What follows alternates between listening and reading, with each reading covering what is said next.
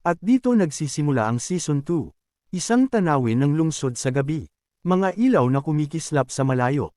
At ang tanawing iyon, ay nakikita mula sa loob ng isang eroplano. Sa loob ng sasakyang panghimpapawid, isang flight attendant ang abalang naghahain ng mga inumin sa mga pasahero. Isa sa kanila, ang isang lalaking tila ordinaryong biyahero lamang. Ngunit biglang nagulat ang flight attendant. Dahil napagtanto niyang ang kanyang pinaglilingkuran, ay isang sikat na personalidad. Magalang siyang binati ng lalaki. At pinuri pa siya dahil agad niya itong nakilala. Kahit nakasuot ito ng salamin, narinig ng ibang pasahero ang kanilang usapan. At halos hindi sila makapaniwala. Dahil nasa iisang eroplano sila kasama ang isang tanyag na tao. Makalipas ang ilang sandali, marahang hinawakan ng lalaki ang kamay ng flight attendant. At sinabi niyang tila napakasipag nitong magtrabaho.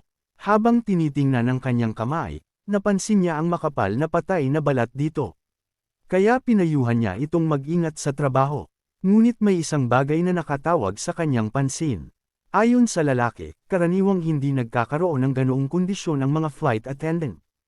At sa kanya binanggit ang isang kakaibang obserbasyon, na ang ganoong marka, ay madalas makita sa mga taong regular na gumagamit ng mga baril. Kitang-kita ang kaba sa mukha ng flight attendant. At nanginginig na sumagot ito. Sinabi niyang mayroon ding mga gumagamit ng kutsilyo sa loob ng eroplano. At matapos sabihin iyon, isang nakakagulat na pangyayari ang naganap. Bigla niyang inilabas ang isang baril. At itinutok ito sa lalaki.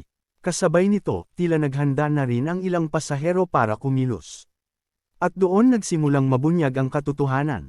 Ipinaliwanag ng flight attendant na kamakailan lamang, ay halos na control na ng Glory ang lahat. Dahil dito, nahirapan ang maliliit na organisasyon na mabuhay.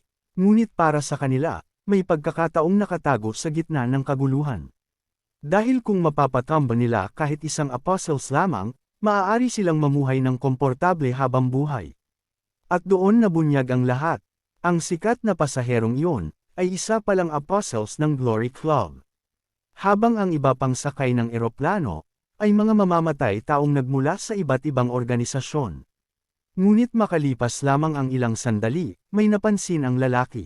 May mali. Agad siyang sumigaw, at binalaan ng flight attendant na tumigil na sa pagtitig nito, iputok muna ang baril.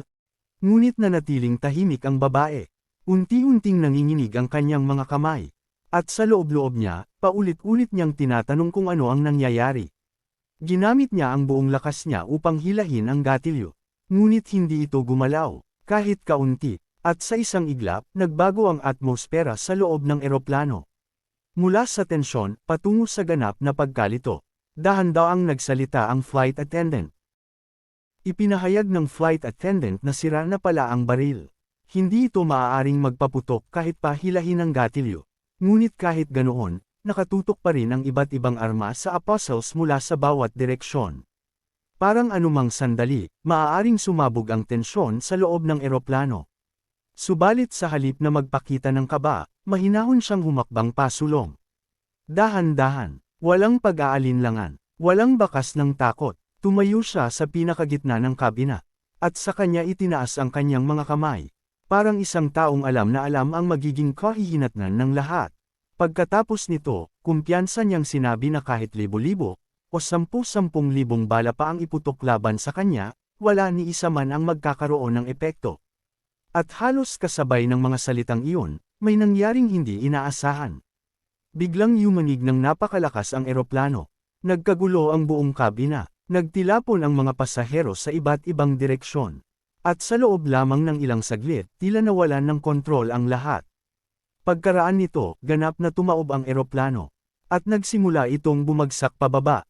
Mas mabilis, mas mapanganib, mas nakakatakot. Habang nangyayari iyon, walang maunawaan ang piloto sa loob ng cockpit.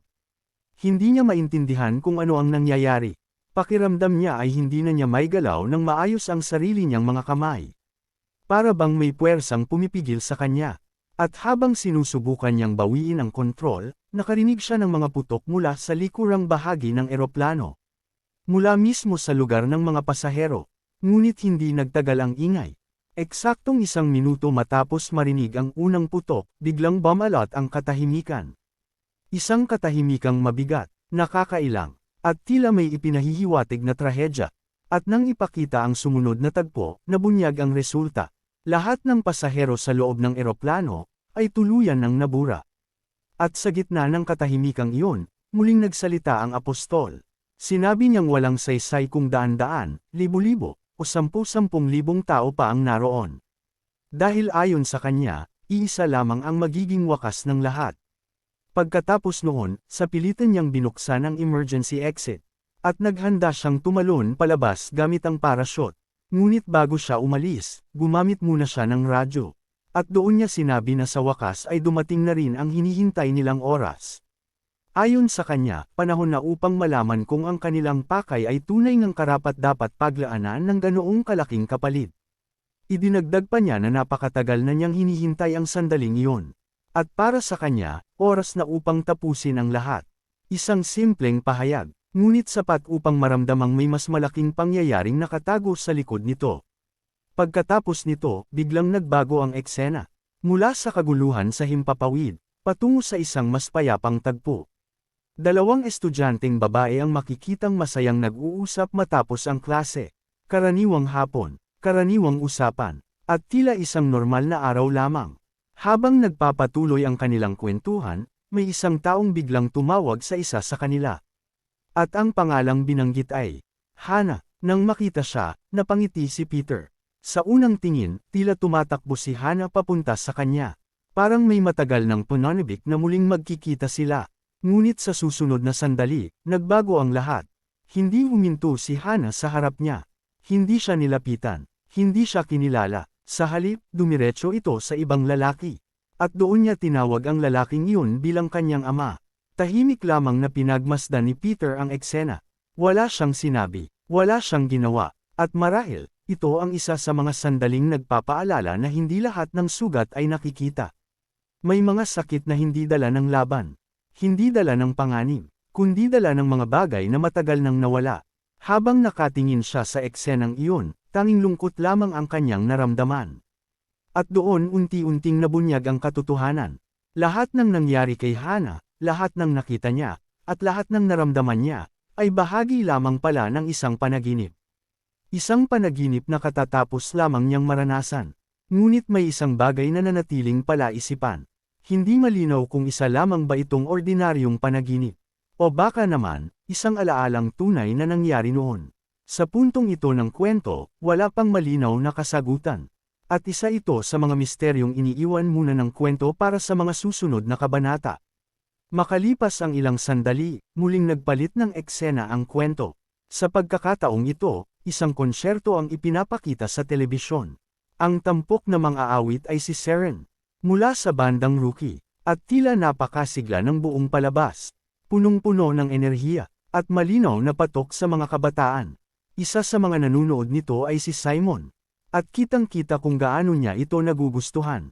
Mukha siyang masaya. At tila lubos na naaaliw sa palabas. Ngunit hindi nagtagal, dumating si Jiwon. At pabirong sinabi na ang mga taong kasing edad ni Simon ay hindi dapat nakakalimot sa kanilang edad. Habang nagpapatuloy ang kanilang usapan, binanggit ni Kajo na ipinatawag sila ni Peter. At hindi nagtagal, nagtipon-tipon silang lahat.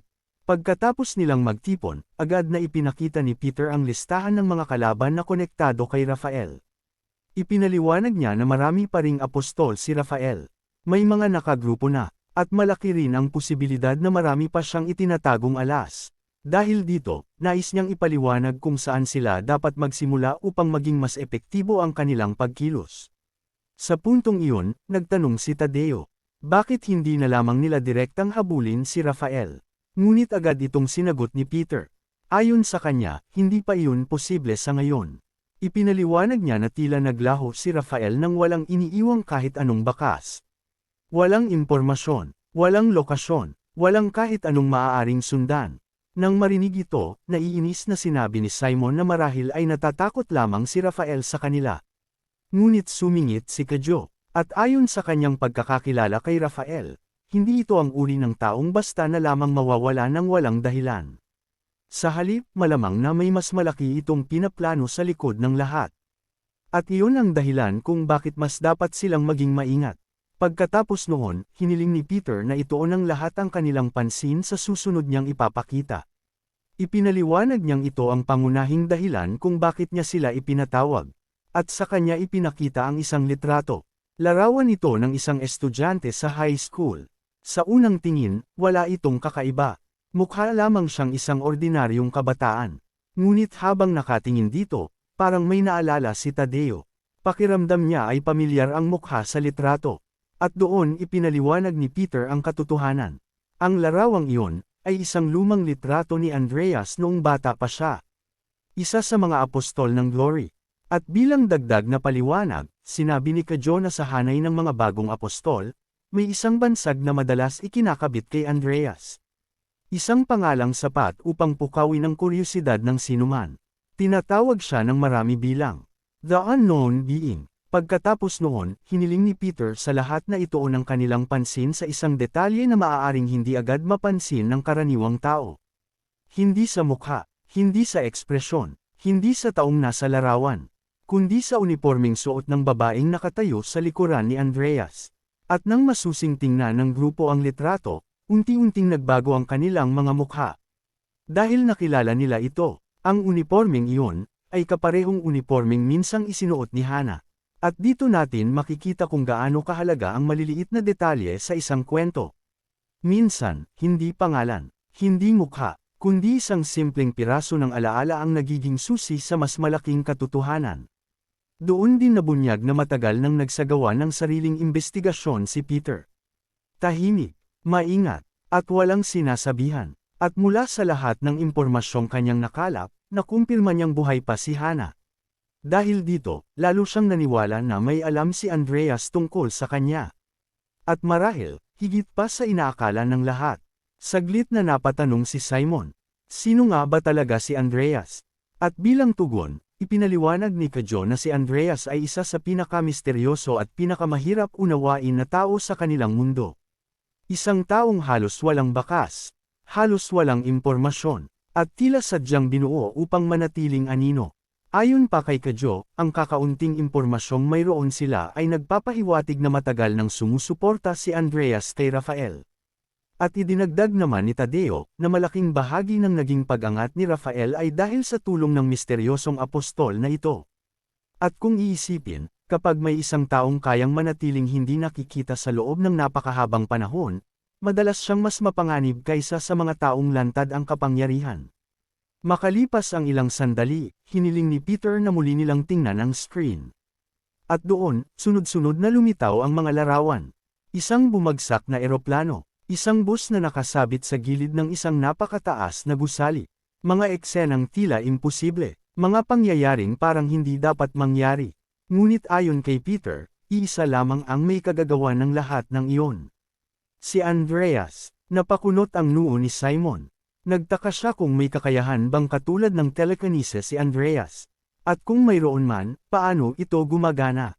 Ngunit bago pa lumalim ang usapan, sinabi ni Kadyo na tila alam na rin naman ng karamihan ang tungkol dito.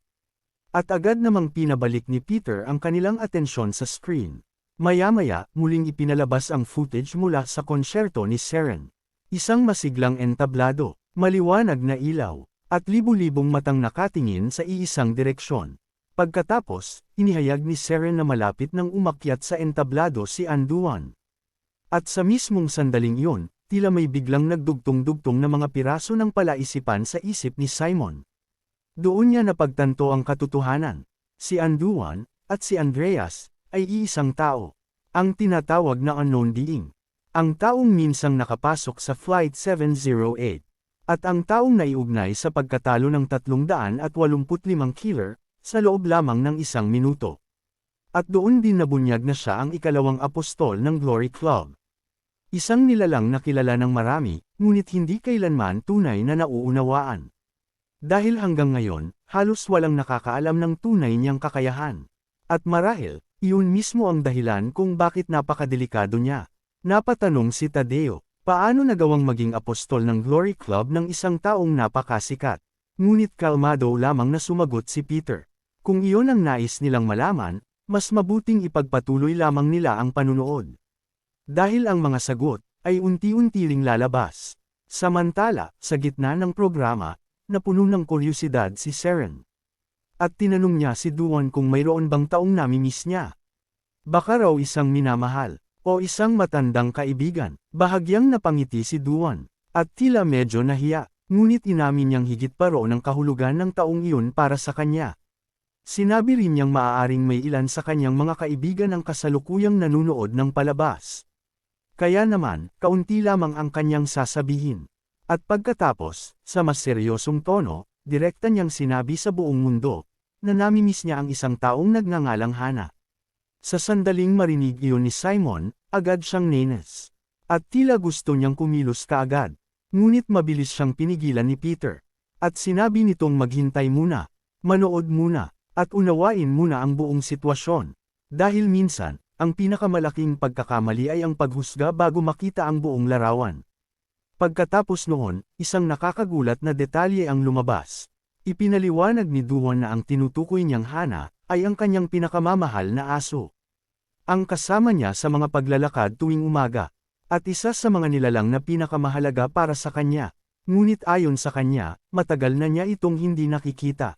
Idinagdag pa niya na sa kasalukuyan, si Hana ay nasa Petraeus Cathedral. At muli, agad na nenes si Simon nang marinig iyon. Ngunit gaya ng dati, mabilis siyang sinaway ni Jiwon. Pinayuhan siyang huminahon, at huwag magpadala sa emosyon. Samantala, ibang-iba ang reaksyon ni Peter. Habang ang iba ay naaabala ng galit, pagdududa, at haka-haka, siya ay nanatiling tahimik, nakatingin lamang sa screen, at sinusuri ang bawat detalye. At dito natin muling makikita ang isa sa pinakamahalagang katangian ni Peter. Kapag ang iba ay tumitingin sa mga salita, siya ay tumitingin sa pagitan ng mga salita. Kapag ang iba ay nakatingin sa eksena, siya ay naghahanap ng mga bagay na hindi agad napapansin. Makalipas ang ilang sandali, inanyayahan ni Duan si Seren na simulan na ang kanyang pagtatanghal. At matapos iyon, inihayag niyang aalis na siya sa entablado. Ngunit kahit nakababa na si Duan, hindi pa rin inaalis ni Peter ang kanyang tingin sa screen. Parang may hinihintay siyang makita. Parang may piraso ng palaisipang hindi pa buo. Samantala, abala naman ang kanyang mga kasama sa pagtatalo. Para sa kanila, tila direktang mensahe ang ipinadala ni Andreas kay Peter. At malinaw na may itinatago itong mas malalim na layunin. Ayon kay Kajo, masyadong lantad ang ginawang provocation. Habang para naman kay Tadeo, sumobra na si Andreas nang isama pa niya si Hana sa sitwasyon. Ngunit habang nagpapatuloy ang kanilang usapan, biglang may napansin si Peter. Isang bagay na tila walang kahalagahan sa unang tingin. Ngunit para sa kanya, maaaring iyon ang susi sa lahat. Napako ang kanyang tingin sa kamay ni Andreas. May ginagawa itong kakaibang galaw.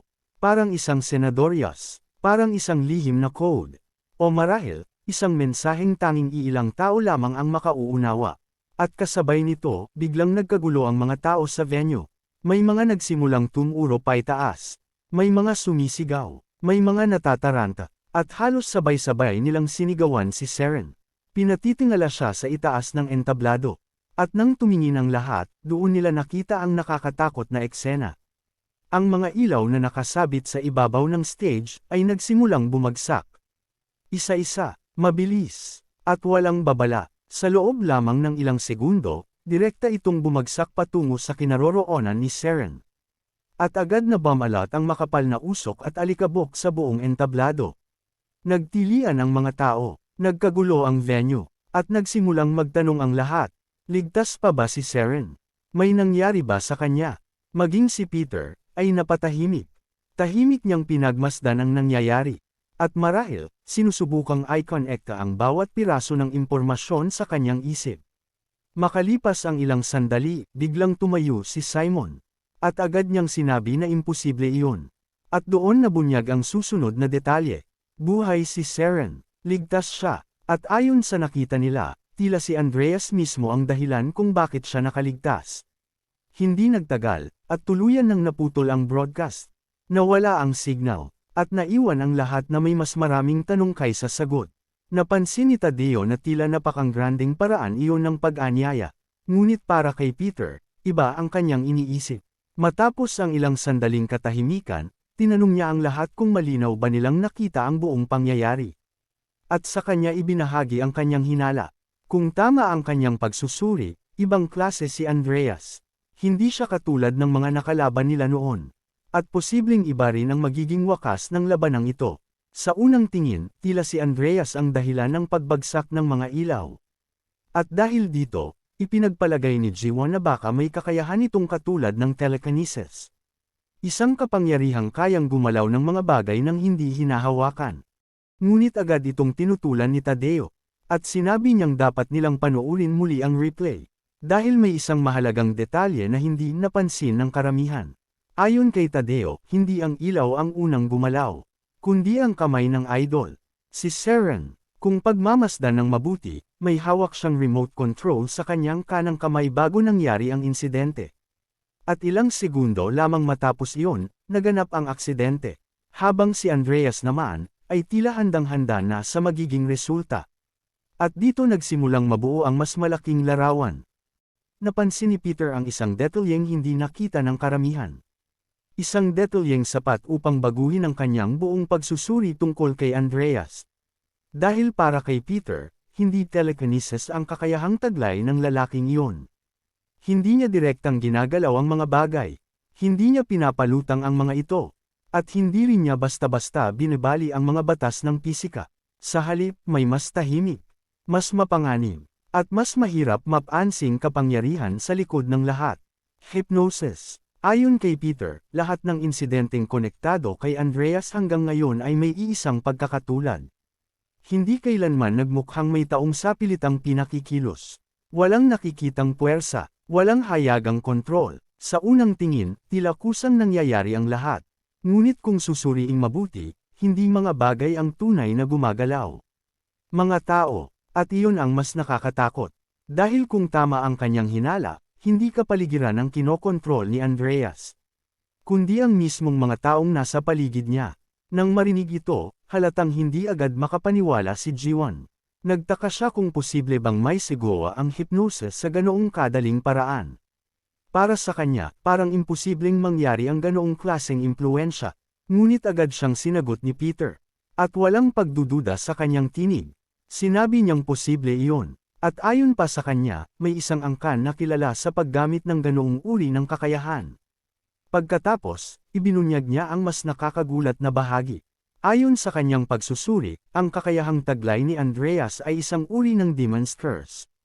Isang kapangyarihang may kakayahang magdulot ng matinding pagdurusa sa napakaraming tao. Ngunit hindi iyon ang pinaka-nakakatakot. Dahil habang tahimik silang nakaupo, idinagdag ni Peter ang isang bagay na nagpabigat lalo sa atmosfera. Ayon sa kanya, ang tunay na panganib ng kakayahang ito ay ang katotohanang walang nakakapansin. Walang nakakaalam, at walang naghihinala. Ang taong naaapektuhan, hindi alam na naaapektuhan na siya. At ang mga taong nasa paligid, walang ideya na may nangyayari ng kakaiba. Kung iisipin, iyon marahil ang isa sa pinakamahirap harapang uri ng kalaban. Hindi dahil sa lakas, kundi dahil sa pagiging hindi nakikita ng kanyang impluensya. Dahil dito, seryosong nagtanong si Jiwon. Ano na ang susunod na gagawin ni Peter? Saglit na lumingon si Peter kay Tadeo. Isang simpleng tingin lamang, ngunit may kahulugang nakatago rito. Napansin iyon ni Tadeo, kaya agad niyang tinanong kung mayroon na bang plano si Peter. Kung may bagay na ba itong natuklasan. Sandaling katahimikan. Pagkatapos, bahagyang tumanggaw si Peter. Wala nang paliwanag, wala nang dagdag na salita. Ngunit sapat na ang simpleng kilos na iyon upang ipakitang may direksyon na siyang sinusundan. At tila unti-unti nang nabubuo ang susunod niyang hakbang. Kinabukasan, lumipat ang eksena sa isang marangyang gusali ng broadcasting network. Mula pa lamang sa hitsura nito, halatang may mahalagang kaganapang nakatakdang maganap. Sa loob, isang lalaki ang abalang nagbibigay ng mga utos sa kanyang mga tauhan. Inaatasan niya silang linisin ng mabuti ang buong gusali bago dumating ang kanilang hinihintay. At habang abala ang lahat, may dalawang katauhang tahimik na papalapit. Sina Peter at Tadeo. Ngunit sa pagkakataong ito, hindi bilang mga mandirigma, hindi bilang mga mangangaso, kundi bilang mga tagalinis. Nang makita sila ng lalaki, agad nitong tinanong kung sino sila. Ngunit gaya ng inaasahan, handa si Peter. Kumpiyansa niyang sinabi na sila ay mga bagong tauhan. At sa tulong ng kanilang pagpapanggap, nagtagumpay silang makapasok sa loob ng gusali. Pagkapasok pa lamang, agad silang nakipag-ugnayan kay Ji-won gamit ang espesyal nilang kagamitan sa komunikasyon. At doon ibinahagi ni Peter ang kanyang unang obserbasyon. Ayon sa kanya, wala si Andreas sa waiting room. Walang bakas, walang presensya, at iyon mismo ang dahilan kung bakit lalo siyang naging maingat. Dahil para kay Peter, posibleng alam na ni Andreas ang kanilang pagdating. Posibleng matagal na itong naghahanda. At posibleng hinihintay na lamang nito ang susunod nilang galaw. Gayunpaman, naniniwala pa rin si Peter na mayroon silang maliit na kalamangan. Hindi sila kilala ni Andreas. Ngunit sila, alam nila ang mukha ng kanilang target. At sa ngayon, ang pinakamahalagang misyon ay hindi pa ang direktang pag-atake, kundi ang lubusang pag-unawa sa kakayahan ng kanilang kalaban. Pagdating nila sa isang sanggang daan sa loob ng gusali, nagpasya sina Peter at Tadeo na maghiwalay. Mas mabilis ang paghahanap, mas malawak ang masasaklaw nilang lugar. Ngunit habang iniisa-isang suriin ni Peter ang mga locus yung maaaring puntahan ni Anduan, wala siyang natagpuang kahit katiting na bakas. At habang tumatagal, lalong lamang nagiging kakaiba ang sitwasyon. Kaya agad niyang kinontak si Tadeo. At tinanong kung may napansin ba itong kainahinala. Sa kabilang linya, aminado rin si Tadeo na may kakaiba sa lahat. Ngunit pabiro niyang sinabi na sa ngayon, ang pinakamahalagang natuklasan niya ay masasarap na merienda. Isang maikling sandali ng gone sa gitna ng tensyon. Ngunit hindi iyon nagtagal, dahil bigla siyang tumahimik, at agad niyang pinakiusapan ang lahat na makinig. May naririnig siya, may taong papalapit. At habang lumalapit ang mga yabag, may kasabay itong usapan. Sa headquarters, naririnig din yun ni Ji-won at ng iba. At ayon kay Ji-won, posibleng si Andreas ang taong papalapit. Agad namang sumang-ayon si Kajou. At sinabi niyang kung si Andreas nga iyon, kailangan nilang maging lubhang maingat.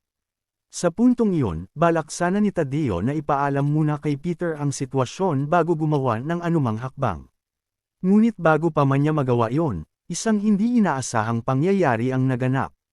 Bigla na lamang lumitaw si Andreas sa kanyang harapan. Walang babala, walang ingay, parang matagal na siyang naroon. At sa labis na pagtataka ni Tadeo, casual lamang siyang binati ni Andreas. Pagkatapos, tinawag pa siya nitong isang tagalinis na tila umiiwas sa trabaho. At sa sandaling iyon, biglang nagbago ang ekspresyon ni Kajou. Dahil may isang bagay siyang agad na naunawaan. Mukhang nakilala ni Andreas ang mukha ni Tadeo. At kung totoo iyon, mas delikado ang sitwasyon kaysa sa kanilang inaakala. Kaya walang pag-aalinlangan, agad niyang sinabihan si Tadeo. Umalis na siya roon, kaagad. Habang tinatakpan ng kanyang mukha, agad na lumayo si Tadeo at nagpanggap na kailangan niyang ipagpatuloy ang kanyang paglilinis. Ngunit sa mismong sandaling hinawakan niya ang mop, may napansin siyang kakaiba. Ang sahig sa bahaging iyon ay labis na madulas. Hindi ito mukhang ordinaryong aksidente. Hindi rin ito mukhang simpleng kapabayaan. Parang may sinadyang mag-iwan ng isang patibong.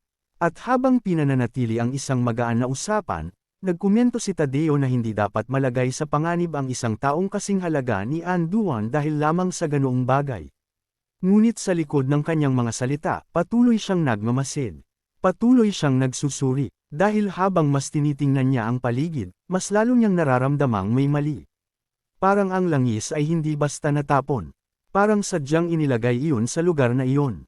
At nang marinig iyon, bahagyang pinuri ni Andreas si Tadeo. Para bang kinikilala niyang may nakapansin sa kanyang intensyon. Ibinaba ni Andreas ang papel na hawak niya. Pagkatapos ay dahan-dahan siyang lumapit. At tila walang anumang pag-aalala, tinawag niya si Tadeo sa pangalan nito. Kasunod noon, casual niyang tinanong kung kumusta ang pakiramdam nito sa loob ng gusali. Sa puntong iyon, wala nang saysay ang pagtatago. Kaya naman inalis ni Tadeo ang kanyang takip sa ulo. At sa magaan na tono, nagkomento siyang masarap pala ang pagkain sa lugar na iyon. Ngunit malinaw na hindi iyon ang tunay niyang pakay. Dahil matagal na siyang may gustong itanong. Matagal nang may sagot na nais niyang makuha. At nang magkaroon ng pagkakataon, direkta niyang tinanong si Andreas tungkol kay Hana. Kung nasaan ito, at kung ano ang alam niya. Nakakagulat man, kalmado lamang ang naging tugon ni Andreas.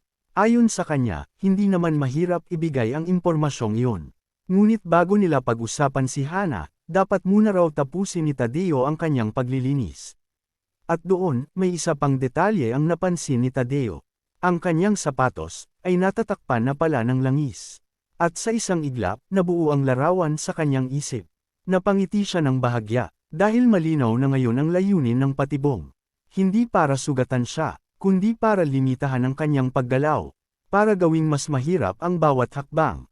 At sa isang laban kung saan mahalaga ang bilis, kahit kaunting hadlang ay maaaring magbago ng lahat. May kumpiyansang inamin ni Andreas na matagal na niyang naririnig ang mga kwento tungkol sa Diyos ng Kowloon. Ang pangalang Judas Tadeo, isang pangalang matagal nang umiikot sa mga bulong-bulungan. At dahil doon, matagal na rin niyang gustong malaman kung gaano nga ba talaga ito kalakas. Ngunit tila hindi na nais ni Tadeo na pahabain pa ang usapan. Sa isang iglap, kumilos siya. Mabilis, eksakto, at halos imposibleng sundan. Sa loob lamang ng ilang sandali, naibaba na niya ang lahat ng taong naroroon. At higit na kahanga-hanga, nagawa niya iyon kahit may langis na humahadlang sa kanyang kilos. Parang hindi man lamang naapektuhan ang tunay niyang kakayahan. At matapos ang maikling pagpapakita ng lakas na iyon, tinanong niya si Andreas kung ano ang palagay nito. Kalmado lamang ang naging sagot. Ayon kay Andreas, eksakto yun sa mga kwento at tsismis na matagal na niyang naririnig. Habang pinagmamasdan ang pangyayari, agad namang nagbabala si Kadyo.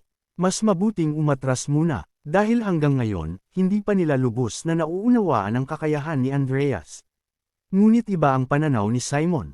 Ayon sa kanya, ang kakayahan ni Andreas ay kahawig ng isang uri ng pagkaposes. Parang isang multong kumokontrol sa tao. Ngunit may isang bagay na naiiba ngayon. Dahil kung tama ang kanyang hinala, si Tadeo ay mas mabilis pa kaysa sa mismong bagay na kinatatakutan nila. At kung ganoon, maaaring ito ang unang pagkakataong mabibigla si Andreas. Sa isip ni Tadeo, bumalik ang mga babala ni Peter. Iwasan ang mga kamay ni Andreas.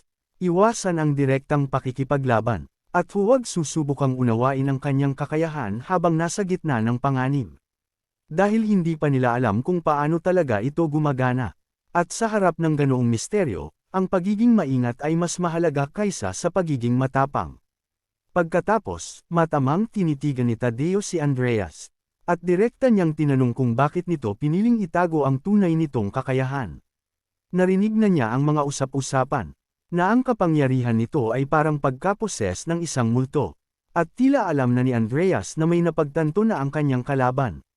Pinuri niya si Tadeo, ngunit kasabay nito, sinabi rin niyang hindi magandang asal ang pilitin ng isang tao na ibunyag ang kanyang pinakamalalim na lihim. Subalit ayon sa kanya, kahit malaman pa ni Tadeo ang katotohanan, wala rin itong magiging saysay. Dahil sa sandaling mabiktima ito ng kanyang hypnosis, mawawala ang kakayahan nitong mag-isip. Mawawala rin ang kakayahan nitong kumilos. Inamin ni Tadeo na nakakatakot nga ang ganoong uri ng kapangyarihan. Isang kakayahang tila kumikilos ng mas mabilis pa sa mata. Ngunit pagkatapos ng maikling katahimikan, dumating ang kanyang sagot. Kung ang hypnosis ay kasing bilis ng isang multo, kung gayon, ang kailangan lamang niyang gawin, ay maging mas mabilis pa rito. At sa susunod na sandali, bigla siyang sumugod. Diretso, walang pag-aatubili, at ang kanyang target, ay ang kamay ni Andreas. Sa loob ng isang kisap mata, naglaho siya sa harapan nito. At nang muling makita ang kanyang posisyon, nasa likuran na siya ng kanyang kalaban. Maging si Andreas ay tila hindi makapaniwala sa nasaksihan niya. Sa kanyang pananaw, imposible ang ganoong pangyayari. Hindi niya nakita, hindi niya naramdaman, at hindi niya nasundan ang galaw ni Tadeo.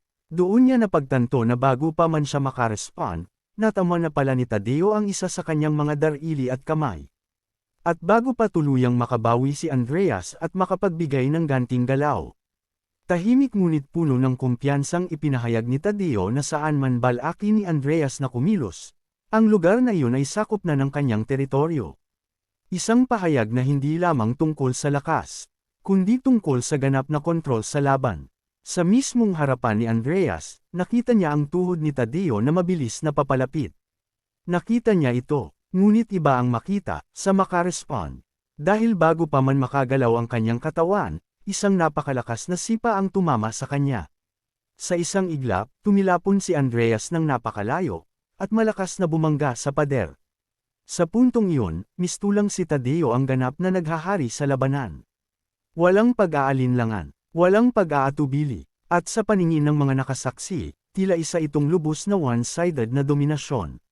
Samantala, sa headquarters, masiglang pinanood ng kanyang mga kasama ang nangyayari. At dahil sa malinaw na kalamangan ni Tadeo, marami sa kanila ang nagsimulang maniwala na baka isa lamang karaniwang hypnotist si Andreas. At kung ganoon, marahil ay wala talaga itong gaanong kakayahan sa direktang pakikipaglaban. Ngunit, hindi lahat ay kumbinsido. Si Kajo ay nanatiling nagdududa. Para sa kanya, may bagay na hindi tugma sa buong sitwasyon. Patuloy niyang pinaniniwalaan na ang mga galaw ng kamay ni Andreas, ang tunay na susi sa kanyang kakayahan. At higit pa roon, hindi niya kayang paniwalaan na mali ang impormasyong kinumpirma mismo ni Peter. Batay sa kanyang pagsusuri, gumagamit si Andreas ng uri ng hypnosis na konektado sa partikular na mga galaw ng kamay. At kung iyon nga ang mekanismo nito, natural na magiging perpektong kontra si Tadeo. Dahil taglay niya ang pambihirang reaction speed, na lampas sa normal na limitasyon ng tao. At sa pamamagitan ng pagmamasid sa galaw ng mga kalamnaan, nagagawa niyang mahulaan ang susunod na kilos ng kalaban. Sa madaling salita, kung tama ang teoryang iyon, napakasimpleng kalaban lamang ni Andreas para kay Tadeo. Ngunit bago pa niya matapos ang kanyang paliwanag, agad siyang pinutol ni G1. Pinakiusapan siya nitong huwag munang gumawa ng mga konklusyong walang kasiguraduhan. At bagamat umamin si Kajo na gusto rin niyang maniwala sa ganoong posibilidad, may kutob pa rin siyang hindi maalis. Isang pakiramdam na tila may nangyayaring bagay, na hindi nila nakikita. At mas nakakatakot, hindi nila ito nauunawaan. Sa kabilang panig, nakipag-ugnayan si Tadeo kay Peter. Ipinaalam niyang tapos na ang lahat. Ngunit nang marinig ni Peter ang salitang iyon, agad siyang nagtanong kung nakipaglaban ba si Tadeo kay Andreas. Sumagot si Tadeo na mahirap pa nga raw tawaging laban ang nangyari. At sa ngayon, wala naman daw problema. Ngunit sa pagkakataong iyon, biglang tumigas ang tono ni Peter. Agad niyang inutusan si Tadeo na umalis doon. Kaagad, walang pag-aalinlangan. Ngunit, huli na ang lahat. Dahan-daang bumalik sa isip ni Tadeo ang mga naunang babala ni Peter. Na ang pinaka-nakakatakot kay Andreas, ay hindi ang mismong kakayahan nito. Kundi ang katotohanang walang nakaalam kung kailan ito nagsisimula. Walang nakapapansin kung paano ito gumagana. At kapag nahulog ka na sa impluwensya nito, halos imposibleng makatakas. Kaya paulit-ulit siyang binalaan ni Peter na maging maingat. At higit pang maging maingat. Pagkatapos noon, isang pamilyar na tinig ang muling narinig. Tinig ni Andreas. Ayon sa kanya, nakakagulat daw na mas mabilis pa pala si Tadeo kaysa sa mga bali-balita. Ngunit sa huli, wala raw itong mababago.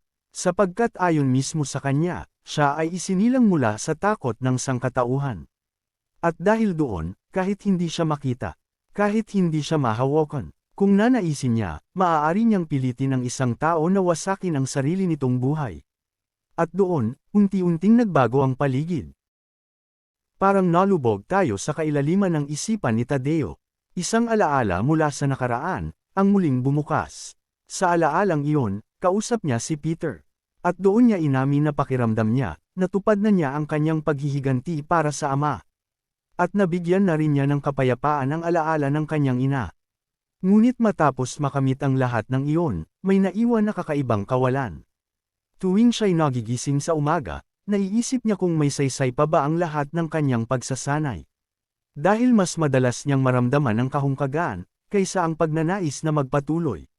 Bilang tugon, ipinaalala ni Peter na hindi niya kailangang gumawa ng anumang pambihirang bagay. Sa wakas, may pagkakataon na silang mamuhay ng payapa. At marahil, panahon na upang isipin kung paano nila gugugulin ang katahimikang iyon. Napangiti si Tadeo, at sumang-ayon. Ngunit, may mali. May bagay na nagbago sa alaalang iyon. Dahil ang taong dapat sana'y nakatayo roon, ay si Peter. Ngunit nang muli niyang tingnan, iba na ang kanyang nakita. Unti-unting nagbago ang anyo nito, hanggang sa tuluyang maging si Andreas. At sa isang malamig na tinig, inutusan siya ni Andreas na tumingin sa isang bagay sa malapit. Kasabay nito, itinuro ni Andreas ang isang bagay sa di kalayuan. Isang lumang cabinet. Isang cabinet na minsang pag-aari ng ina ni Tadeo. At sa isang mahinahon ngunit makahulugang tinig, tinanong niya si Tadeo kung naaalala pa ba niya iyon. Naguluhan si Tadeo. Hindi niya maintindihan kung bakit bigla na lamang ipinapakita ni Andreas ang cabinet na iyon. Para bang may nais itong ipaalala. O baka naman, may nais itong baguhin. Nang tanungin niya kung bakit ito ginagawa ni Andreas, isang nakakabiglang pahayag ang kanyang narinig.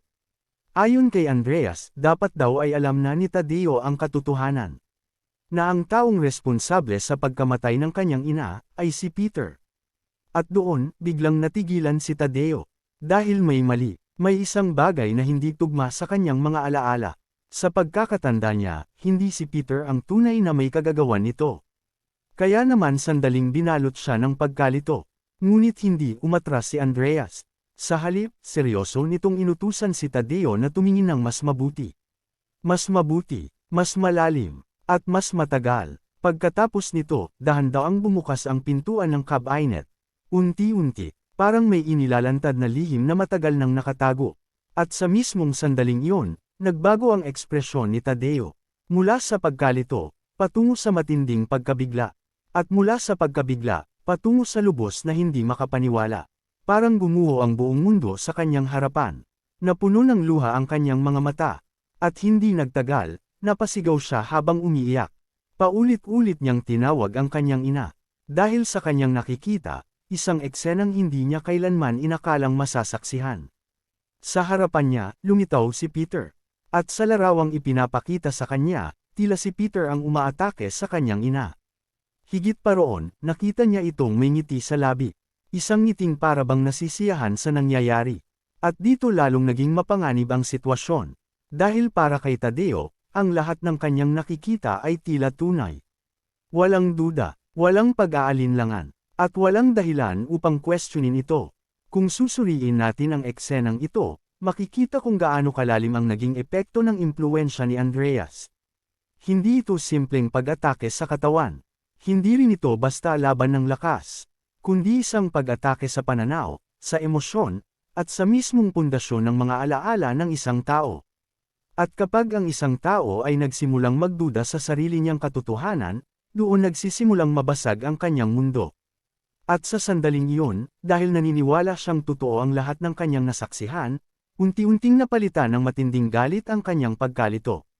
Galit na ngayon ay nakatuon kay Peter. Samantala, bumalik ang eksena sa kasalukuyan. At doon, tila labis na nasiyahan si Andreas sa nangyayari. Hindi niya maitago ang kanyang pagkamangha, sapagkat hindi niya kailanman inasahan na ang kinatatakutang Diyos ng Kowloon ay magiging isang piyesa lamang sa kanyang laro. Habang pinagmamasdan ang resulta ng kanyang plano, naalala niya ang kanilang naging paghaharap kanina. Sa kanyang pananaw, nagkamali si Tadeo sa isang napakahalagang bagay. Sa halip na tapusin agad ang laban-laban sa isang mapanganib na kalaban, pinili nitong makipag-usap. At minsan, iyon lamang ang pagkakataong kailangan ng isang taong tulad ni Andreas. Isang sandali ng pag-aalinlangan, isang segundo ng pagkukulang, at sapat na iyon upang gumana ang kanyang kakayahan. Dito rin unti-unting nabuksan ang isang mas malalim na lihim. Isang lihim na nakaugat sa isang sinaunang tribo. Isang tribong kilala bilang Prosetra. Ayon sa mga kwento, sila ay mga tagapamagitan ng espiritu. Mga taong nagmana ng mga teknik na ipinasa sa loob ng libu-libong taon. At kung totoo ang mga alamat, kaya nilang impluwensyahan hindi lamang iilang tao, kundi dose-dosenang, daan-daang, libu-libong, o maging 10,000 tao ng sabay-sabay. Ang teknik na matagal nang kinikilala sa kanilang tribo, ay tinatawag na Baekhyia.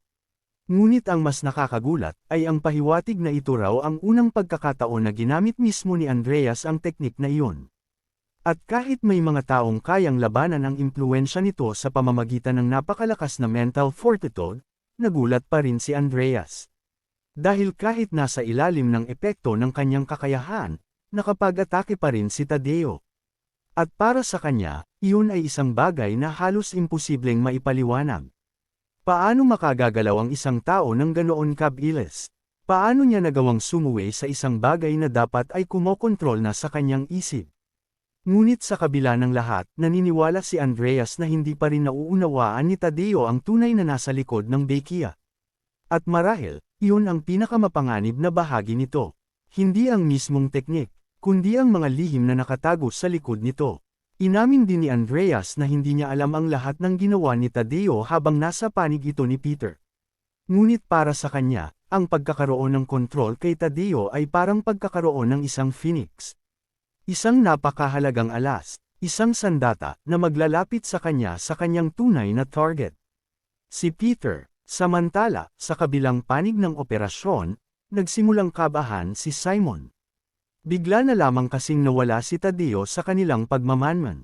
At kasabay nito, unti-unting naunawaan ni Jiwon ang babalang matagal nang ibinigay ni Peter. Noon pa man, ipinaalala na ni Peter na kung tama ang kanyang hinala tungkol kay Andreas, maaaring nasa panganib silang lahat. Ipinaliwanag niya ang tungkol sa tribong prosetra, at sa teknik na tinatawag na Bekia. Bagamat nahirapan si Jiwon na paniwalaan ito, nagpatuloy si Peter sa kanyang paliwanag. Ayon sa kanya, sa loob ng tribong iyon, ang mga batang hindi kayang gamitin ng Bekia ay hindi pinapayagang mabuhay. At mula sa malupit na tradisyong iyon, isinilang ang isang mas malaking trahedya. Sa isang madilim at nakakatakot na libingan, may isang nilalang na isinilang. Isang bagay na kahit ang mga nakatatanda ng tribo ay hindi pa kailanman nasaksihan. Isang kapangyarihang matagal nang umiiral lamang sa mga alamat. Isang teknik na lampas sa Bekia. Isang teknik na hindi dapat umiiral. At ang pangalan nito ay Gokya. Dito nagiging mas mabigat ang sitwasyon. Sapagkat ayon kay Peter, kung tunay ngang umiiral ang Gokya, mas seryoso ang problemang kinakaharap nila kaysa sa inaakala ng lahat. At mas nakakatakot pa, may posibilidad na ginamit na ito ni Andreas kay Hana.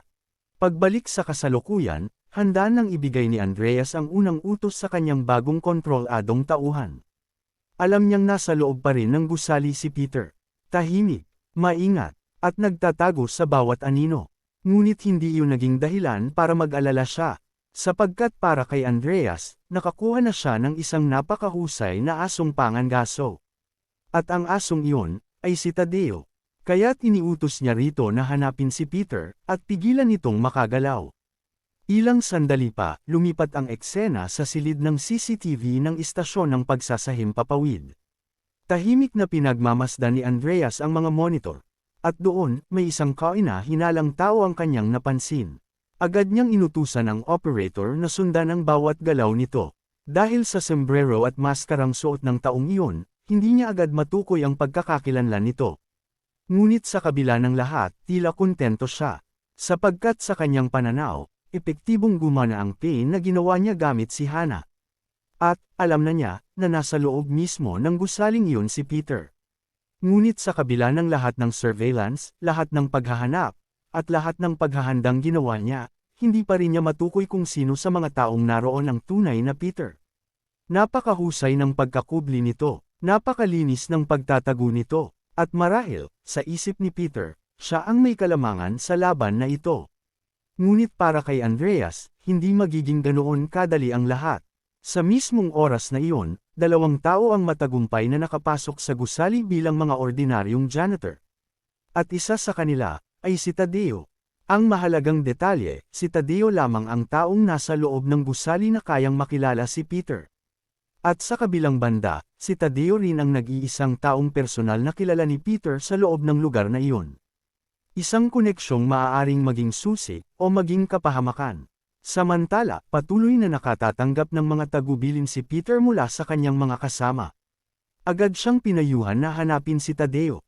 Dahil sa puntong iyon, may posibilidad na naligay na ito sa ilalim ng impluensya ng hypnosis. Hindi nagtagal, natunton ni Peter ang lokasyon ni Tadeo. Ngunit sa halip na guminhawa ang kanyang pakiramdam, lalo siyang naging mapagmatsyag. May mali. May bagay na hindi umaayon sa plano. Dahil sa pagkakaalam niya, wala dapat si Tadeo sa bahaging iyon ng gusali. At iyon ang unang senyales, na may nangyayaring hindi nila nakikita. Samantala, sa CCTV monitoring room, biglang naging interesado si Andreas. May nakita siya, at para sa kanya, maaaring iyon na ang taong matagal niyang hinahanap. Agad niyang ipinautos sa operator na palakihin ang footage. Sa monitor, isang lalaking pinaghihinalaang si Peter ang makikitang papalapit kay Tadeo. Sa isip ni Andreas, isa lamang ang posibleng paliwanag. Kung may taong makakakilala kay Tadeo sa loob ng gusaling iyon, malamang na si Peter lamang iyon. Kaya naman walang pag-aalinlangan niyang inutusan ang kanyang mga tauhan na maghanda. Pinastandby niya ang mga ahente, at ipinag-utos na bantayan ang buong palapag. Kasabay nito, inaasahan niyang kikilos si Tadeo anumang oras. Ngunit, isang bagay ang hindi niya inaasahan. Tahimik lamang na dumaan ang lalaki. Walang pagbati, walang senadoryas, walang kahit isang salita, parang hindi man lamang niya kilala si Tadeo. At sa isang iglap, nabasag ang kumpiyansa ni Andreas. Agad niyang ipina-replay ang footage. Mas malaki, mas malinaw, mas detalyado, at doon niya napansin na ang lalaking nakita niya ay isang matandang may balbas. Hindi ito tugma sa impormasyong mayroon siya tungkol kay Peter. Kaya naman muli siyang napaisip. Talaga bang si Peter iyon? O isa lamang itong panibagong patibong?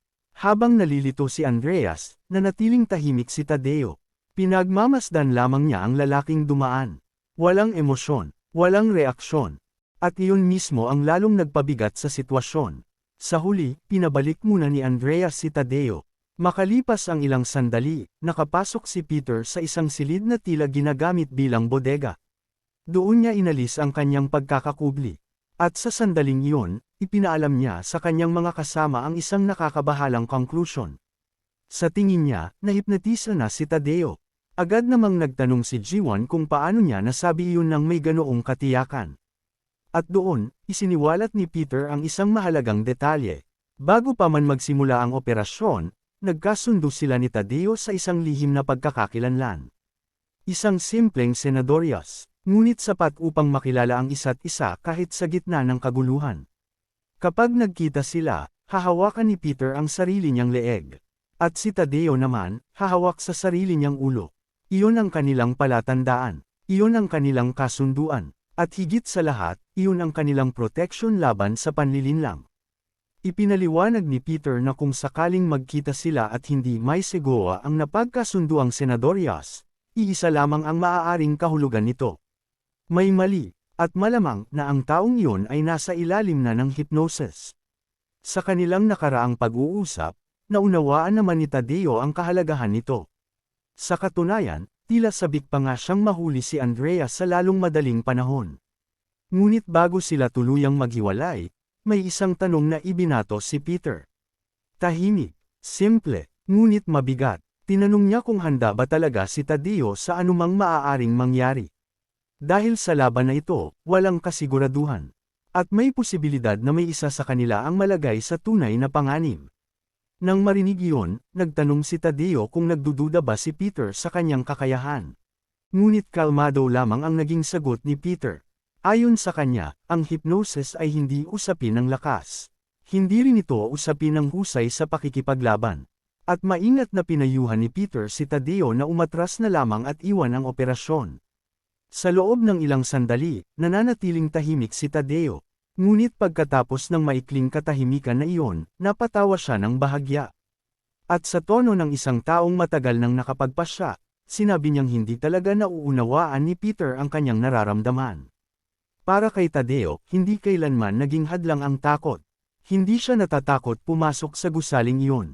Hindi siya natatakot sa panganib. At lalong hindi siya natatakot sa maaaring mangyari sa kanya. Ngunit mabilis namang nilinaw ni Peter, na hindi kailanman tungkol sa tapang ang usaping ito. Ipinaliwanag ni Tadeo na sa paningin ni Peter, isa itong paglalakbay upang hanapin si Hana. Ngunit para sa kanya, iba ang kahulugan nito. Dahil sa puso ni Tadeo, ang paghahanap na iyon ay hindi nalalayo sa sarili niyang paghahanap sa kanyang ama. Isang paglalakbay na mas malalim kaysa sa isang simpleng misyon. Isang bagay na personal. Isang bagay na mahirap talikuran. At higit sa lahat, aminado siyang hindi siya gaanong nag-aalala sa maaaring mangyari. Hindi dahil kampante siya, kundi dahil naniniwala siyang nasa tabi niya si Peter. At kung minsan, ang tiwala sa isang tao ay nagiging mas matibay pa kaysa anumang sandata. Dahil sa mga salitang iyon, wala nang naisagot si Peter. Nanatili lamang siyang tahimik, marahil dahil nauunawaan niya ang bigat ng mga iyon. O marahil, dahil alam niyang wala nang makakapigil kay Tadeo. Pagbalik sa kasalukuyan, patuloy na sinusuri ni Peter ang buong sitwasyon. Sa kanyang pagsusuri, nananatili siyang kumbinsido na ang hypnosis na gumagamit ng galaw ng kamay bilang trigger ay isang teknik ng angkan ng prosthetra. At kung tama ang kanyang obserbasyon, malinaw na napinsala na ni Tadeo ang mga kamay ni Andreas. Dapat ay nahirapan na itong gamitin ang naturang kakayahan. Bukod pa roon, wala rin siyang nakitang ibang posibleng trigger. At kung mayroon man, naniniwala siyang si Tadeo ang unang makakapansin nito. Kaya isang tanong ang patuloy na gumugulo sa isip niya. Paano pa rin nahipnotisa si Tadeo? At higit sa lahat, paano ito naisagawa ni Andreas? Isa-isang pinagdugtong ni Peter ang lahat ng posibilidad. At matapos ang mahabang pagsusuri, tila may isang mahalagang piraso ng palaisipan na tuluyan ang nabuo sa kanyang isip. Ngunit sa ngayon, ipinagpaliban muna niya iyon. May mas mahalagang bagay na kailangang bantayan. Samantala, abala ang broadcast crew sa paghahanda ng mga kagamitan para sa nalalapit na programa. Sa gitna ng mga taong iyon, naroon si Andreas. Tahimik siyang naghahanda habang nakikinig sa usapan ng kanyang mga assistant. Nagkukwentuhan ang mga ito tungkol sa nangyaring kaguluhan sa Building B noong nakaraang araw. Ayon sa kanilang narinig, may naganap na matinding alitan. At hindi raw yun ordinaryong gulo lamang. Dahil may mga ulat patungkol sa malalakas na pagsabog na narinig sa lugar. Ngunit bago pa man lumalim ang usapan, isang sigaw ang biglang umagaw sa kanilang atensyon. Nang lingunin nila ang pinanggalingan nito, nakita nila si Seren na muling gumagawa ng eksena kasama ang isa sa mga staff. Para sa ilan, baguhan pa lamang si Seren. Ngunit kumikilos siya ng may matinding kumpiyansa sa sarili. Parang alam niyang kaya niyang agawin ang atensyon ng buong silid anumang oras. Hindi nagtagal, lumapit si Andreas at agad siyang inilayo sa sitwasyon. Mahinahon ngunit seryoso siyang pinaalalahanan na huwag gumawa ng anumang bagay na maaaring magdulot ng problema. Ngunit gaya ng dati, tila hindi gaanong pinansin ni Seren ang babalang iyon. At doon, biglang nagbago ang ekspresyon ni Andreas. Naging matalim ang kanyang tingin. May napansin siya, may nakita siyang hindi napansin ng iba. Sa isang iglap, malakas niyang naitulak si Seren palayo. Lubos itong ikinagulat ng dalaga. Natural lamang na nenas siya. At agad na nagreklamo kung bakit tila walang pakialam si Andreas sa kanyang mahalagang hitsura. Ngunit sa halip na humingi ng paumanhin, sinaway siya ni Andreas. Halos masira na pala niya ang isang bulaklak. At sa simpleng reaksyong iyon, muling nagsimulang magbulungan ang mga assistant. Ayon sa kanila, ibang usapan na kapag bulaklak ang sangkot. Dahil pagdating sa bagay na iyon, palaging seryoso si Andreas. Isang kakaibang detalye, ngunit minsan ang maliliit na bagay ang higit na nagpapakita ng tunay na ugali ng isang tao. Matapos malimpasan ang insidenteng iyon, tinapos ni Andreas ang kanyang paghahanda. At ngayon, handa na siyang simulan ang susunod na yugto ng kanyang plano. Ang planong matagal na niyang hinihintay. Ang planong maglalapit sa kanya kay Peter. Ilang sandali pa, at formal nang nagsimula ang programa. Lumitaw si Andreas sa entablado. Masigla, kumpiyansa, at tila kontrolado ang bawat detalyeng nangyayari sa paligid niya. Samantala, mula sa kabilang panig, patuloy namang minamanmanan ni G1 ang buong kaganapan. Para sa kanya, nasa panig pa rin ni Peter ang kalamangan. Dahil hindi alam ni Andreas ang tunay na mukha ni Peter. At hanggat hindi ito gumagawa ng kapansin-pansing kilos, dapat ay ligtas ang lahat. Ngunit hindi sang-ayon si Kadyo. Sa kanyang palagay, masyadong matalino si Andreas upang hindi mapansin ang nangyayari. Naniniwala siyang matagal nang alam ni Andreas na papalapit si Peter. At marahil, nakahanda na rin ito para sa sandaling iyon. At tila tama nga ang kanyang hinala. Dahil sa kaibuturan ng isip ni Andreas, unti-unti nang nabubuo ang paniniwalang nasa loob na ng silid si Peter. At kung totoo iyon, siguradong nagtatago ito sa likod ng isang bagong pagkakakilanlan. Isang maskarang mahirap tanggalin, ngunit hindi imposible. Pagkatapos, sa paraang tila natural lamang, banayad na iginalaw ni Andreas ang kanyang mga kamay. At sa kanya hiniling sa lahat ng naruroon na ituon ang kanilang pansin sa kanya. Simple lamang ang kilos. Simple lamang ang panawagan, ngunit sa mga susunod na segundo, ipapakita kung gaano ito kabigat. Isang maliit na ngiti ang sumilay sa labi ni Andreas. Para bang may bagay na eksaktong nangyari ayon sa kanyang inaasahan. At pagkatapos, halos sabay-sabay na tumayo ang buong audience. Sa paningin ni Andreas, naging matagumpay ang kanyang plano. At ngayong nasa ilalim na ng kanyang impluwensya ang karamihan sa mga tao sa paligid, isa na lamang ang natitirang hakbang. Isa na lamang ang natitirang hakbang. Hanapin ang taong nagtatago sa gitna ng napakaraming mukha. Hanapin si Peter. At sa unang pagkakataon, tila ba lalo pang naging masigla si Andreas. Hindi dahil nananalo na siya, kundi dahil magsisimula na ang larong matagal na niyang hinihintay. Isang laro ng pagtataguan, isang laro kung saan ang bawat galaw ay maaaring magtakda ng kapalaran ng isang tao.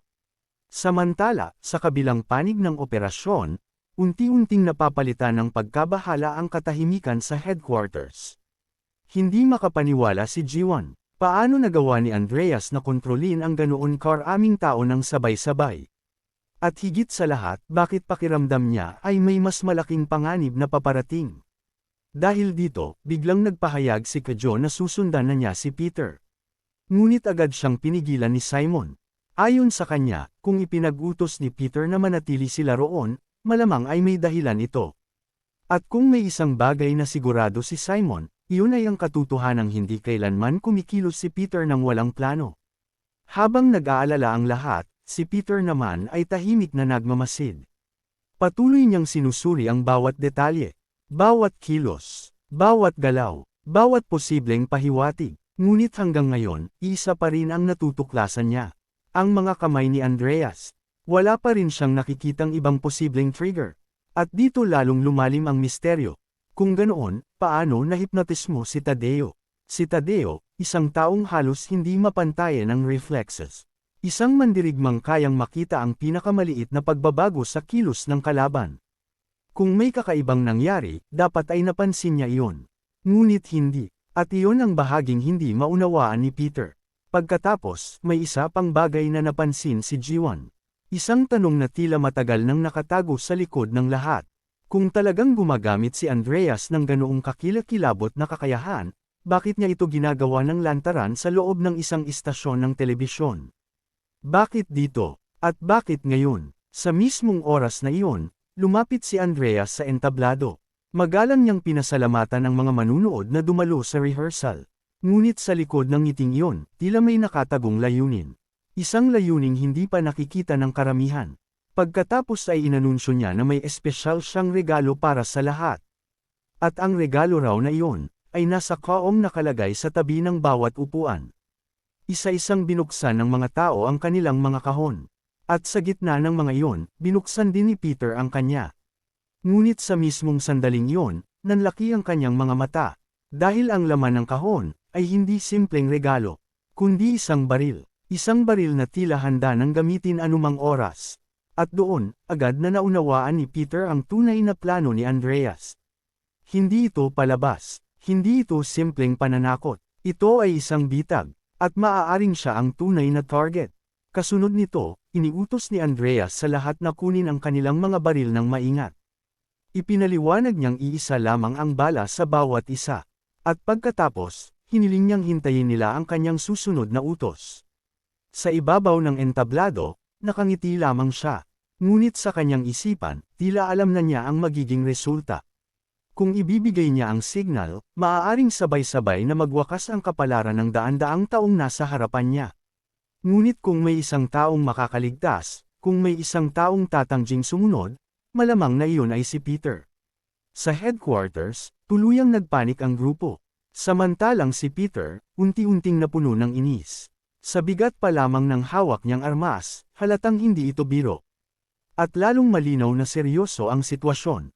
Ngunit nanatiling kalmado si Andreas. Para sa kanya, may isang bagay na hindi kayang baliwalain ni Peter. At iyon ay ang buhay ng mga inosente. Kaya sigurado siyang, sa huli, mapipilitan itong lumantad. Mapipilitan itong kumilos. Mapipilitan itong ipakita ang sarili. Pagkatapos, itinaas ni Andreas ang kanyang kamay. At sa isang kumpiyansang kilos, ipinakita niya ang posisyon ng pagtutok ng baril sa ulo. Kasabay nito, ibinigay niya ang hudyat. At sa isang iglap, sabay-sabay na kumilos ang mga manunood. Parang mga puppet na sumusunod sa iisang maestro. Parang mga aninong nawalan ng sariling kagustuhan. Hindi na napigilan ni Jiwon ang sarili. Habang pinagmamasdan ang nangyayari, wala siyang nagawa kundi sumigaw sa takot at pagkabahala. Dahil sa unang pagkakataon, tila naramdaman nilang lahat kung gaano kalalim ang kontrol ni Andreas. Ngunit, sa mismong sandaling naniwala si Andreas na nasa kanya na ang buong laro, may isang bagay ang gumuhit sa gilid ng kanyang paningin. Isang presensyang hindi niya inaasahan. Isang figurang tahimik lamang na nakatayo sa ibabaw ng entablado. Hindi ito gumagalaw. Hindi ito nagsasalita. Ngunit sapat ang presensya nito upang maagaw ang kanyang atensyon. Unti-unting sumikip ang tingin ni Andreas. At sa kauna-unahang pagkakataon matapos ang lahat ng kanyang kumpiyansa, isang tanong ang sumagi sa kanyang isip. Posible bang ang misteryosong figurang iyon ay si Peter na sa wakas ay nagpasya ng lumantad? Ngunit bago pa man siya makasiguro, bigla na lamang tumalon pababa ang misteryosong figure. Sa isang napakalinis at halos perpektong paglapag, dama po ito mismo sa gitna ng entablado. Isang pagdating na sapat upang maagaw ang buong atensyon ng lugar. Maging si Andreas ay bahagyang natigilan. Agad niyang sinuri ang bagong dating, sinusubukang tuklasin kung sino talaga ito. At nang lumino ang kanyang paningin, isang pamilyar na mukha ang lumitaw. Si Nathaniel, may bahagyang ngiti sa kanyang labi habang tila biro niyang itinatanong kung sakto ba ang kanyang pagdating.